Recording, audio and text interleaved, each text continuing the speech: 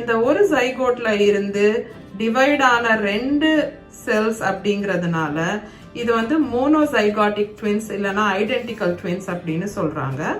இது வந்து similar DNA இருக்கும் ரெண்டுத்துலயுமே. ஏன்னா பேசிக்கா இது ஒரு செல் தான் 2ஆ ஸ்பிளிட் ஆகி ஃபர்தரா டெவலப் ஆக ஆரம்பிக்குது.